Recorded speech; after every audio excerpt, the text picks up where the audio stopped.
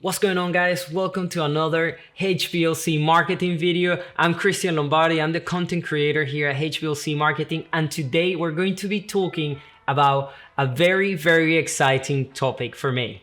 This is photo editing. Photo editing is definitely what is going to give you your style, your craft, where you're gonna create the art, the rest of the work that you have done already in camera, where you're gonna fine tune those details to get the images just right like you like them. For this, we're going to be using Lightroom. Lightroom is the photo developing software that I recommend for everyone to use. It's an incredible tool. It allows you to do endless amounts of things to your photos, and today the video is going to be of the very basic. I'm going to be explaining to you guys here on my screen what are the basic functions, the windows and the tabs of this software, and how you can use them to improve and customize your photos after you have taken them with your camera. So let's jump into the computer and let's get the video started.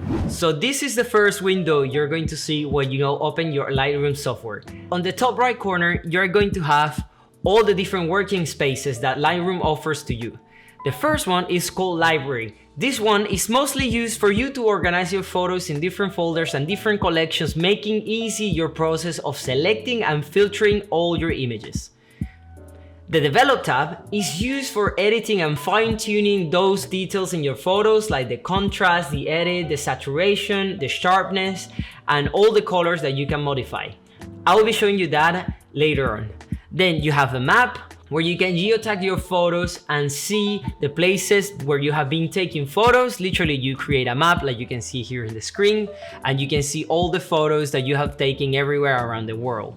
In my case, I tend not to use this tab because I don't geotag my photos. My camera doesn't have this function built in, and I don't go through the process of doing it. The next tab is a book. It's a service that Adobe offers to photographers to print the work into memory books, in albums and things. You can customize them and build them right into the app. Also, you have the slideshow option where you click and you can see your photos in different kind of settings, in different formats, printing formats with watermarks and stuff, like if you were going to print it or show it in an exhibition, which is pretty cool. Then the printing tab, which is obviously self-explanatory. You use it to print your photos and to customize the paper, the type of printing, the color space, and all the customization that you have to know for printing your photos. And then the web tab, which is used for images to be sent to websites, like the name says it, for online websites. So you can export them and preview galleries and do all the customized work for the web interface. Now, let's jump into the library section, and I will be showing you and explaining you the different parts of the library tab. So we're here now in the library tab, and as we can see, you have the navigator window where you can see your whole images, and you can change the different aspect ratios for you to be able to check out, to fill, for example, your screen with a full-on image. You can also check the 1:1 ratio. This is like a square kind of ratio, and the 1:2, which is a rectangular ratio. I use this function generally to see if my photos are already in focus. It's like a quick way of scanning and reading through my photos without going into the whole file and loading the whole photo up. Then we have the catalog. The catalog will show you different aspects of your photo library. Basically, you can check all your photographs, like you can see I have here, I don't know, around 40,000 photos. Yes, that's photographer's life. We're always snapping stuff around. This has been accumulated over the years and is all the photos that I have imported here into my Lightroom library.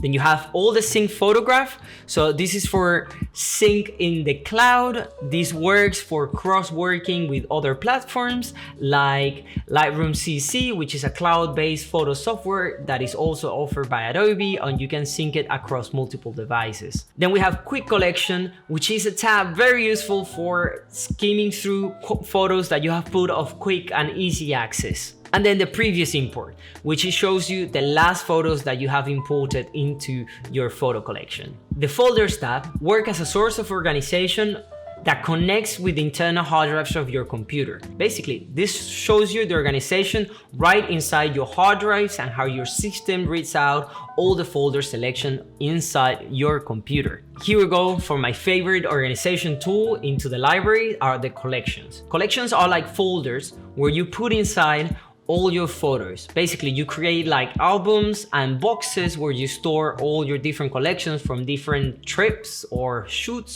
You can simply create an event or a small folder where you put all the photos of that day, and then you can store it into many boxes like I'm gonna show you here. For example, I have here my client work, my concept folder, which I use it for concept photography where I want to explore a new area or I'm trying new stuff with different photos. I just simply drop them there.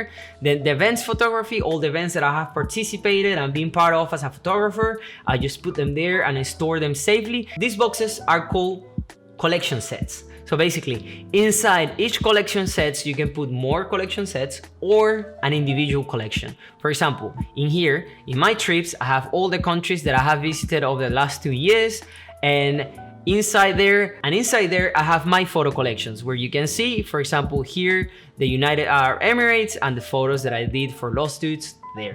And then for Spain, for example, I have in Spain and I have all the places that I have been taking photos, and I have literally put it on the side, and I create like separate collections for each location or each day to remind myself that, hey, this was in this place or this was this event that we were covering. So I'm not lost in thousands and thousands of photos. So today, because we're only gonna be covering the basics, I'm gonna be showing you the Develop tab and all the things that you can modify into a photo to your liking. The first thing that I want you to know is that photography is an art. Therefore, everyone has different appreciation for it. Everyone has different styles and different preferences. And this is how I do things, not how things have to be done. I'm gonna give you a rough guide of how I will edit this photo and which tools I'm using and why I'm using them for. So we are here in the Develop tab. On the right hand side, you can see a histogram. The histogram is the light intensity readout of the camera sensor for that particular photograph. Here inside the histogram, we can affect areas by just clicking and dragging, like the exposure, the highlights, the whites, the shadows, and the black points. Just by clicking and dragging, I can change and alter the look of my photo. For example, here I'm altering the exposure. Now, let's focus on all these tabs and let's see what each one of them do to your photograph. The basic tab will give you the basic control over the exposure, clarity, saturation, and vibrance of your photo. For example, you can affect the color temperature, this slider. You can make it warmer or you can make it colder depending on your photo, and you can change the tint to make it more magenta, more green, depending on your liking and depending on the light temperature of the moment you took the photo of. You have custom white balance, you have the different presets like in your camera, and you have also this eyedropper where you can pick gray areas, the areas in your photo that should be absolutely gray, and then it will eliminate, or the software will try to eliminate color cast in your image. For example, if I click here, these things that it should be absolutely gray, and then it pushes more yellow into my photo. Then let's jump into the tone. In the toning section, you can affect the exposure of your image, like you can see here. You can also affect the contrast, which is the difference between the highlights and the shadows, how deep are the shadows and how harsh are the highlights. Then you can modify individually the highlights. You can use this, for example, to recover the sky, like I'm doing at the moment when I pull down the slider. You can also use the shadows independently. You can make it darker or lighter. Then we have the white point, where we can change the white levels of your image, and the black points, which will change the black point of your image. Then we have the Presence tab. The Presence tab is useful to pull out details on your image. For example, the texture slider will make the details of the image to pop out, to look more grungy, more like texture. Like you can see in the background, the train station that you can see here in the background is getting way more texture when I increase it to 100. You can see the change, and you can see the change if I go to -100. So it brings out the detail. Now remember that in most of retouching cases and in photography, a lot of the time, less is more. Be subtle with your changes and you will get a better and more professional looking result. Let's jump into the clarity slider. The clarity slider will pop out those details, but will also increase the contrast in your image. Then dehaze will increase the saturation and will make the colors pop, but will also make your image darker because it's increasing contrast. The vibrant slider works by pumping saturation into the weakest colors of your image. If I go and I pump the vibrance up, you'll see that it goes into the greens, into the yellows, but it doesn't oversaturate absolutely everything. In the other hand, if I go and I pump the saturation up, it will increase the saturation in absolutely all the colors of the image. Again, this is another slider where you have to be careful. Most people get carried over and start pushing vibrance and saturation into everything, and then after, everything looks absolutely destroyed. You want to use this sparingly. It is a matter of preference, but well. Then after, you will have the tone curve. The tone curve is a super useful tool that will allow you to fine tune the contrast in your image and also the proportions of the different colors of the RGB channels of your images that are present in the different luminosity levels. How does the tone curve works? Basically, in this corner, the left corner of this line, there are the dark tones of your image. So the shadows and the blacks are in this side, and in the right top corner are the highlights. So when you push them down, you can see how you are affecting the image.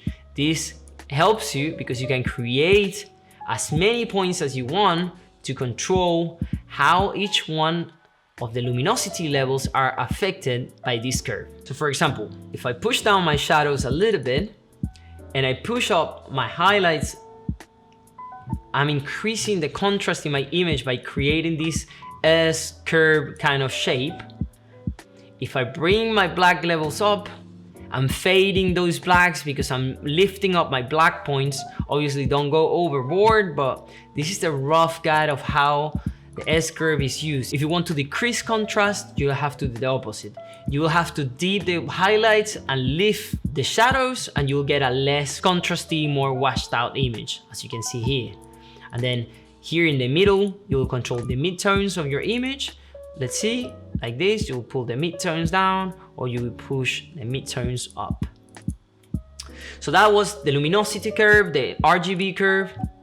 Now let's go with the red. So let's say I want to increase the reds in my highlights. I will simply go to the highlights of my image and create a point and basically increase the red on my highlights. Like this, you can see my sky and all the white areas of my photo turn redder because I'm pushing a red into my highlights. The same works for the shadows. If I want to increase the red in my shadows, I will simply go here, create another point to control, and I'm controlling that I'm only changing the proportions in that area of the image. This could be used to also increase color contrast by playing with the other two curves. We have red, green, and blue, which stands for RGB. When you're modifying this one, you're modifying the luminosity, combining those three channels. When you're modifying each one of these individually, you are modifying each separate color. There could be a tutorial only for the tone curve, but we have to go on. If you want to know more about it, just drop it down in the comments and I will make sure that I will make a video only about the tone curve and how you can use it to tone up your images and to make those color pops. Now let's go to the HSL. HSL stands for hue, saturation, and luminance. Basically, with this one, you can control each color in your image individually by changing the hue, the saturation, and the luminance of each different color. Basically, if I want to make my reds more magenta, I just push the slider. Obviously, there is not many reds on this image. You can see the changes here. For example, in the construction side, how everything has turned more magenta and now everything turns more orange just by shifting that hue on the red. Let's see what we can do with the orange, as there is some kind of orange yellowy color here. If I push my orange to the red side, you can see that all the sunlight and the walls here and even the construction place have turned very red. And if I do the opposite, it will go a lot more greenish, yellowish kind of color. This applies to every single color of your image. So if I do the blues, you can see that the blues have become more teal kind of color, and you can play around with those until you find a balance that it makes sense to you and the objectives that you want to achieve with your photography.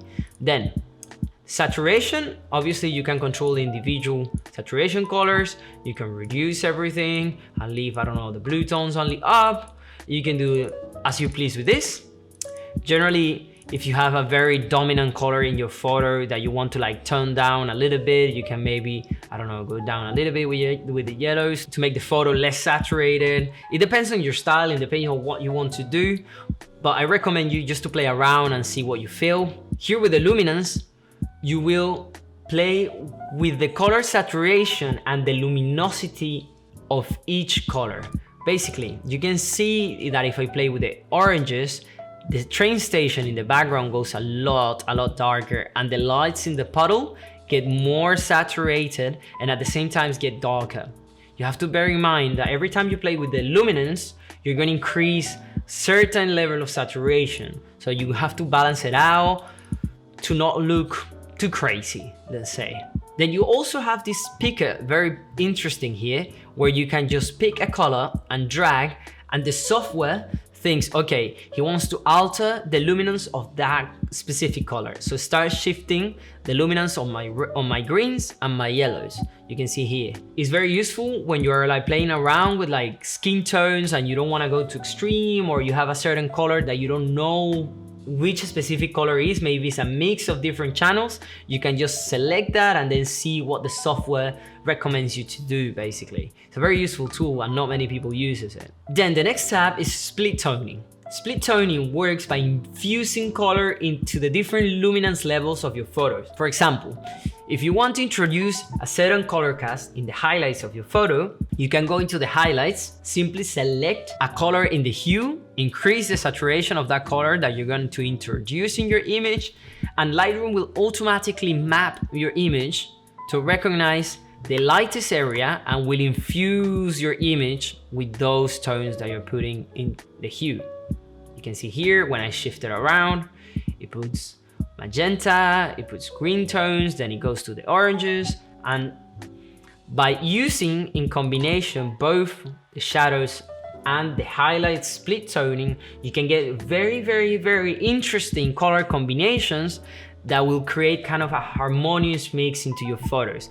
I use it quite a bit to kind of tone the mood that I want to convey with my photos. Don't go too extreme though. This is it's the same revolving topic. You have to basically be very subtle with the things you do to achieve very nice and good looking and balanced kind of results. Just by using that adjustment, you can see in this image how much already the photo the mood of the sunset kind of already changed. We have only done that. Imagine combining all the different tools by slowly and very gently moving each one of the sliders. Now, the detail tab. In the detail tab, you can control the amount of sharpening, noise reduction, and all that it has to do with, as the name says, the details in your photos. This window is used as a navigator for you to basically see how much are you affecting your image. It gives you a zoom of like 100%, and you can see the areas of your photos that you are affecting the most. For example, I'm gonna look for an area that I would like to sharpen, let's say here, and I will leave there my cursor. I will see how this is affecting. If I go overboard, you can see how my image starts getting sharper, but also the noise. The noise is getting sharper in my image. You can see here when I zoom in 100%, how much of the noise is getting sharpened. And here is when the other sliders come into place. The radius helps you out to map out which part of the image is and how much of those parts you want to sharpen. The same with the detail, how much of those details you want to preserve and how you want to accentuate them. And then the masking will be the determined layer of where you are applying that sharpening. The black areas won't be sharpened and the white areas will be sharpened. I always like to drag this. By the way, you are getting this by pressing Alt in your keyboard and then clicking. You will drag and you will see how much and which areas of the image are the ones that you are exactly sharpening. This is super useful. Not many people uses it. I have seen many pro photographers that don't even know this function of Lightroom, and I think it's super useful. You can see now how the noise has been reduced just by not sharpening. Obviously, you're never going to go all the way to 150. I don't recommend you guys to do that. But then if you want to do a subtle sharpening in your images, I will always recommend you to check your mask and then make sure that you're only sharpening the areas that you're interested on. Now let's go to the lens correction tab. When I click here, basically, this tool allows you to remove any aberration or distortion that your lens might cause, and it comes already pre-built with many manufacturer lenses and even drones nowadays. I think even mobile phones, it helps you to correct those straight lines so they are not like bound on the sides, and then it also helps you to correct the vignetting or vignetting. I don't know how to pronounce that word, it's super tricky. So basically, just by clicking here, you can see the change, and the software automatically recognizes the maker and the model of the lens, and it automatically applies the profile that is already built in by the Adobe team. Let's jump into the next tab, which is the transform tab. Again, this is also to correct horizon levels, to change the straight lines and things like that. It's mostly used in architectural photography.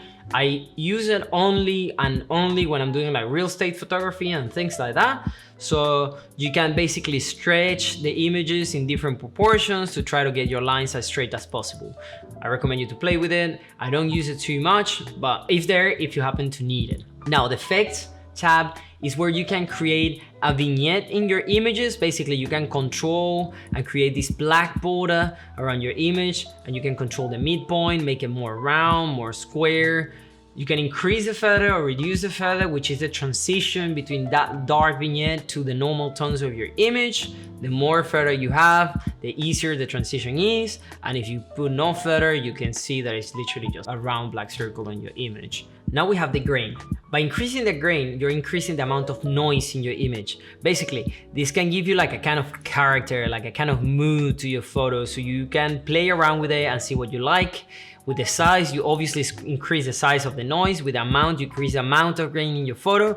And with the roughness, you make it smoother or noisier kind of way. Yeah, you can see it's pretty cool. You can play around with it, give mood to your photos, like, I don't know, make a theme out of it. A lot of people use it to replicate that kind of vintage look in your photos, so super useful. The calibration tab is used for telling your software how it has to interpret the colors of your camera. Basically, by pushing the sliders around, you're going to make your yellows, your blues, your greens, and your magentas. This is very useful to create that orange and teal Hollywood look that a lot of people use nowadays. So you can go and play around. I'm gonna give you a quick example, but it is basically, you can see that by me shifting around the tint in the shadows, I get a more magenta or a greenish kind of feel in the image. Then if I shift my hue on the reds and the blues, I start to get this kind of orange and teal kind of feel, and then the saturation, and then you can move the greens around as well, and then you can play around with them and then see how the tones work out for you. You can see here I got that kind of teal and orange kind of feel. It's very popular in Hollywood films, and now a lot of people use it online as well, so pretty cool. So play around with them, see how you feel, and again, this is up to your preferences. Just play around with them. Now let's go to the photo adjustment tools that are here in the top right. Basically the crop tool, you can modify and change the proportion of your image. You can just simply crop and create a new composition, which is easy, very nice, very useful. This is the spot edit tool. You can basically go and boom, and eliminate a cable or a piece of the image that you want to. Use this sparingly. It's not a very exact tool like as saying content aware in Photoshop. There are out there better options than this one, but if you're in need of a quick fix, this is definitely a good tool to have. Then we have the red eye correction tool. Obviously, this is not as useful right now because we have no eyes in our photos, so it's not going to recognize it. You simply go, click in the red eye, and the software should take care of it. Now we have the gradient adjustment tools. Basically, with the gradient adjustment tools, you can alter and modify separate parts or separate sections of your image and apply different effects to it. If you want to make it darker, lighter, and then you can modify as well the feather of it. Like, how much are you feathering it? How much is it blending into your image, or how harsh it is? For example, this is a very feather graduated filter, and this is a very contrasty graduated filter. You can see the difference here, very large, so very smooth and very soft, and the other one very contrasty. You can apply any of the basic adjustments to it and then change the mood on your photos. You can create like a vignette kind of looking, you play around with it, get creative, and definitely this is a very, very important tool for setting your photos, taking your photos to that extra next level, that extra bit of work kind of thing. You put the work in and it really, really pays off when you start playing around with these tools. Then you make these micro sectional adjustments. Definitely recommended. Then the radial tool is the same principle as the one before, but in a circumference kind of shape. You go like this, you can adjust the feather of it. This is 100, this is 0, and you can invert it so it affects the outside and not the inside. It is again, get creative, play around with it, and you'll see the results that you can get. Lastly, to finish off, is the brush tool. So basically it's the same principle as the radial filter and the graduated filter, but in a brush shape. You can do all sorts of things. You can adjust, for example, different areas where you want to grab your viewer's attention. Just go in it and increase the size of your brush, paint around, and basically make it darker, lighter, more or less contrasty, and alter the areas that you're painting on. If you want to erase all the changes in your photo, just go and click in the reset button. It goes back to the original. Super easy, super simple. And this is it, guys. This is a very, very rough and quick guide of all the things that Lightroom has to offer for you as a photographer. It's a super useful tool. Well, guys, we have got to the end of the video. Thank you very much, guys, for watching. If you learned something new, please hit the like button and comment down below if you have any questions. If you have any suggestions for the community, please just drop them down. I will make sure I will reply to all of you. Thank you so much, guys, for watching, and see you in the next video. Take care.